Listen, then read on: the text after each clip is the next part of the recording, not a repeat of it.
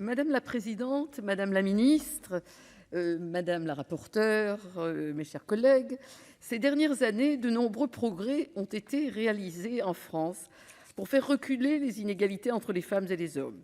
Les Françaises ne sont pas à plaindre, c'est vrai, il suffit de porter notre regard loin de nos frontières pour en avoir la certitude.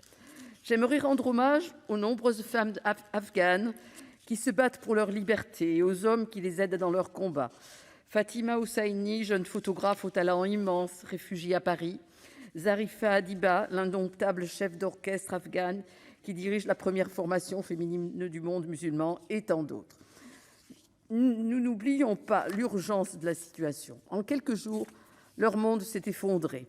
Nous savons que rien n'est jamais acquis et qu'il nous faut toujours veiller à préserver les avancées, à anticiper les menaces et renforcer les droits des femmes, au premier rang desquels figure le droit à l'égalité. Cet engagement, nous devons l'honorer sur notre territoire et par-delà nos frontières. À l'occasion du forum Génération Égalité organisé par l'ONU, le président de la République a annoncé la création de la première promotion des défenseurs des droits des femmes. Nous saluons cette initiative majeure pour la défense de la démocratie dans une période difficile marquée par une aggravation des inégalités dans de nombreux pays. Les violences conjugales ont augmenté de 10% lors du premier confinement. Et seule une minorité de victimes prend la décision de déposer une plainte. Les inégalités de salaire persistent avec un écart de plus de 16% en 2021 à postes et compétences égales.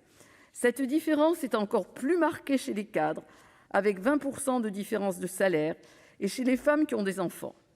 D'autre part, les choix de formation et d'orientation professionnelle restent peu paritaires, en particulier dans les filières scientifiques. Actuellement, un élève ingénieur sur 4 seulement est une femme. Nous devons mettre en place des actions ciblées pour limiter les biais cognitifs et l'autocensure de nombreuses femmes qui se limitent dans leurs ambitions. La création d'un index de l'égalité dans l'enseignement supérieur participera, je l'espère, à favoriser la juste représentation des femmes dans les différentes filières professionnelles. L'instauration de quotas de 40% des femmes d'ici à 2030 aux postes dirigeants des grandes entreprises est une avancée très importante pour rétablir une certaine équité. Cette mesure complète la loi Copé-Zimmermann qui a instauré des quotas de 40% de femmes dans les conseils d'administration et de surveillance. Nous regrettons fortement la rédaction retenue à l'article 3 bis. Cet article visait à instaurer un droit au télétravail pour les femmes enceintes les 12 semaines précédant leur congé de maternité. Il s'agissait d'une avancée très importante sur laquelle est revenue la commission des affaires sociales du Sénat, qui a proposé de renvoyer cette disposition à la négociation en entreprise. La crise sanitaire a démontré que le télétravail contribuait dans certains cas à améliorer les conditions de travail des femmes enceintes en limitant leurs déplacements et la fatigue associée. J'étais même allée plus loin en séance en proposant d'étendre ce droit au télétravail aux femmes ayant accouché les 6 premiers mois après la naissance de leur enfant, afin de permettre aux mères de ne pas avoir à choisir entre allaitement et reprise du travail.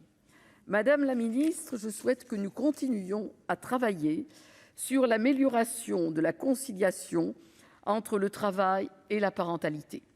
Nous devons également poursuivre le plan Rebond, autant qu'il y aura de demandes de placement en crèche non satisfaites. Cette proposition de loi ne permettra pas à elle seule de parvenir à une égalité réelle entre les hommes et les femmes, mais elle représente une étape supplémentaire indéniable. Notre groupe apporte tout son soutien au gouvernement dans sa démarche. Merci. La parole